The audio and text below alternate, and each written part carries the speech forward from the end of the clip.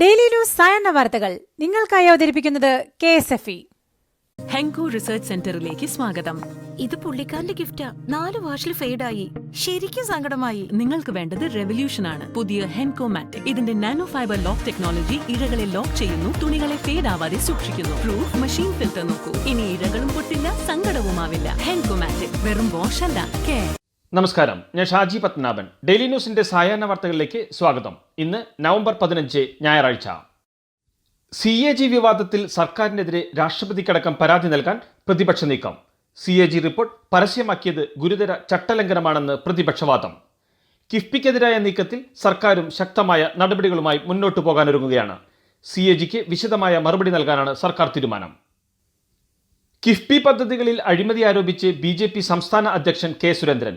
അഴിമതി വിരുദ്ധരാണെന്ന് പറഞ്ഞ് CPM നാട്ടുകാരെ പറ്റിച്ചെന്നും മന്ത്രിമാർ അഴിമതി നടത്താൻ മത്സരിക്കുകയാണെന്നും സുരേന്ദ്രൻ ആരോപിച്ചു. സ്വർണ്ണക്കടത്ത് സംഘം കിഫ്ബിയിലും ഇടപെട്ടിട്ടുണ്ട്. തോമസ് ഐസക്കും സ്വപ്ന സുരേഷും തമ്മിൽ അടുത്ത ബന്ധമാണുള്ളത്. ശിവശങ്കറുമായും സ്വപ്നയുമായും ഐസക് പലതവണ കൂടിക്കാഴ്ച നടത്തിയിട്ടുണ്ട്. ഈ കേസിൽ തോമസ് ഐസക് തൂങ്ങുമെന്നും സുരേന്ദ്രൻ. കേസേൽപ്പിക്കാൻ വരുന്നവരുടെ രാഷ്ട്രീയം ഒരു വക്കീലും തിരക്കാറില്ല.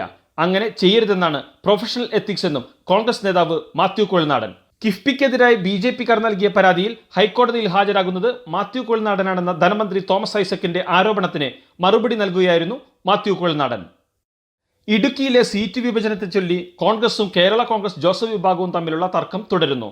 കോൺഗ്രസിന്റെ സംസ്ഥാന നേതാക്കളെത്തി തൊടുപുഴയിൽ നടത്തിയ മാരത്തോൺ ചർച്ചയിലും സമവായമായില്ല. കഴിഞ്ഞ തവണ ലഭിച്ച സീറ്റുകൾ അത്രയും ഇത്തവണയും വേണമെന്ന കേരള കോൺഗ്രസിന്റെ ആവശ്യമാണ് പ്രതിസന്ധിക്ക് കാരണം.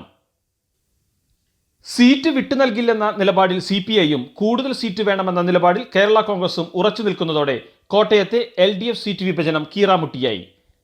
ഇടതുമുന്നണിയിലെ പ്രതിസന്ധി തുടരവെ കോട്ടയത്ത് ഇന്ന് വീണ്ടും LDF യോഗം. മുല്ലപ്പള്ളിയുടെ പ്രസ്താവന ഗൂഢലക്ഷ്യം വെച്ചുള്ളതാണെന്നും പാർട്ടി ബന്ധുക്കളിൽ ആശയക്കുഴപ്പം ഉണ്ടാക്കാനുള്ള നീക്കം വിലപ്പോവില്ലെന്നും അതിനുവേണ്ടി വെച്ച വെള്ളം അങ്ങ് വാങ്ങിവെച്ചേക്കെന്നും P. ജയരാജൻ. CPM സംസ്ഥാന സെക്രട്ടറി ആക്കേണ്ടിയിരുന്നത് P. ജയരാജനെ ആയിരുന്നുവെന്ന KPCC പ്രസിഡന്റ് മുല്ലപ്പള്ളി രാമചന്ദ്രന്റെ പ്രസ്താവനയ്ക്കുള്ള മറുപടിയായാണ് P. ജയരാജന്റെ ഫേസ്ബുക്ക് പോസ്റ്റ്. കോവിഡ് വ്യാപന നിയന്ത്രണത്തിനായി ജില്ലകളിൽ പ്രഖ്യാപിച്ച നിരോധനാജ്ഞ ഇന്ന് അവസാനിക്കും. തൃശൂർ, എറണാകുളം, ആലപ്പുഴ, പത്തനംതിട്ട, വയനാട്, മലപ്പുറം ജില്ലകളിലാണ് നിരോധനാജ്ഞ ഇന്ന് അവസാനിക്കുന്നത്. നിരോധനാജ്ഞ തുടരണോ എന്ന കാര്യത്തിൽ ജില്ലാ കളക്ടർമാർ തീരുമാനമെടുക്കും. ബംഗാൾ സിനിമയിലെ ഇതിഹാസ നടൻ സൗമിത്ര ചാറ്റർജി അന്തരിച്ചു. 85 വയസ്സായിരുന്നു. കോവിഡ് ബാധിച്ച് ഒക്ടോബർ 6-നാണ് അദ്ദേഹത്തെ ആശുപത്രിയിൽ പ്രവേശിപ്പിക്കുന്നത്. ഇന്ത്യ കണ്ട മികച്ച നടന്മാരിൽ ഒരാളായ സൗമിത്ര ചാറ്റർജി സത്യജിത് റേയുടെ സിനിമകളിലൂടെയാണ് പ്രശസ്തനാവുന്നത്. ഏതാണ്ട് 14 ചിത്രങ്ങളിൽ സത്യജിത് റേയുടെ നായകനായിരുന്നു. ഈ രാക്ഷസ കൊതുകുകൾ ഇത് എപ്പോൾ എത്ര വരുമെന്ന് ആർക്കറിയാം. അതിനാൽ അവതരിപ്പിക്കുന്നു മാക്സോജീനിയസ് ഓട്ടോമാറ്റിക് മെഷീൻ. ഇത് കൊതുകുകൾ സാധാരണ വരാറുള്ള സമയമനുസരിച്ച് അറ്റാക്ക് അല്ലെങ്കിൽ പ്രൊട്ടക്ട് മോഡിൽ ഓട്ടോമാറ്റിക്കലി ഷിഫ്റ്റ് ആയിക്കൊണ്ടിരിക്കുന്നു. അതായത് ലിക്വിഡ് വേസ്റ്റ് ആകുന്നില്ല. ഇനി ഇടയ്ക്കിടയ്ക്ക് എഴുന്നേറ്റ് നോ മോഡ് ചേഞ്ച്. ഇന്ത്യ വിശ്രമിച്ചോളൂ. Maxo Genius automatic intelligent protection. ബീഹാറിൽ നാളെ സത്യപ്രതിജ്ഞ. നിതീഷ് കുമാറിന്റെ നേതൃത്വത്തിലുള്ള NDA സർക്കാർ നാളെ സത്യപ്രതിജ്ഞ ചെയ്ത് അധികാരമേൽക്കും. രാജ്നാഥ് സിംഗിന്റെ നേതൃത്വത്തിലുള്ള യോഗം NDAയുടെ നിയമസഭാ കക്ഷി നേതാവായി നിതീഷ് കുമാറിനെ തിരഞ്ഞെടുത്തു. 4ാം തവണയാണ് നിതീഷ് ബീഹാറിനെ നയിക്കുന്നത്. ഉപമുഖ്യമന്ത്രി സ്ഥാനത്ത് BJP സംസ്ഥാന അധ്യക്ഷൻ സുശീൽ മോദി തന്നെ തുടരും. UAEയിലേക്കുള്ള മടക്കയാത്രയ്ക്കിടെ പ്രമുഖ വ്യവസായിയും NMC ഹെൽത്ത് കെയറിന്റെയും UAE എക്സ്ചേഞ്ചിന്റെയും സ്ഥാപകനുമായ BR ഷെട്ടിയെ ബാംഗ്ലൂരു വിമാനത്താവളത്തിൽ തടഞ്ഞതായി റിപ്പോർട്ട്.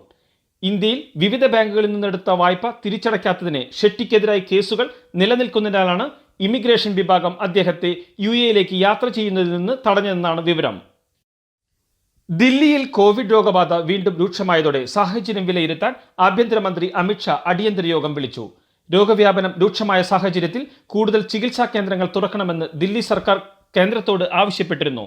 ഇതിന് പിന്നാലെയാണ് കേന്ദ്ര സർക്കാരിന്റെ ഇടപെടൽ. അമേരിക്കൻ പ്രസിഡന്റ് തെരഞ്ഞെടുപ്പിൽ തോൽവി അംഗീകരിക്കാതെ ഡൊണാൾഡ് ട്രംപ്. ജോ ബൈഡന് അനുകൂലമായ തെരഞ്ഞെടുപ്പ് ഫലത്തെ തെരുവിൽ നേരിടാനാണ് ട്രംപിന്റെ തീരുമാനം. തീവ്ര വലതുപക്ഷ സംഘടനകളുടെ പ്രതിഷേധ ദൃശ്യങ്ങൾ ട്രംപ് ട്വീറ്റ് ചെയ്തു. നാം തന്നെ ജയിക്കുമെന്ന അടിക്കുറിപ്പോടെയാണ് ട്രംപിന്റെ ട്വീറ്റ്. ജോ ബൈഡന്റെ വിജയം ചോദ്യം ചെയ്തുള്ള ഹർജികൾ വിവിധ കോടതികൾ തള്ളിയിരുന്നു. ISL 7ാം സീസണിലുള്ള കേരള ബ്ലാസ്റ്റേഴ്സിന്റെ ഹോം കിറ്റ് അവതരിപ്പിച്ചു.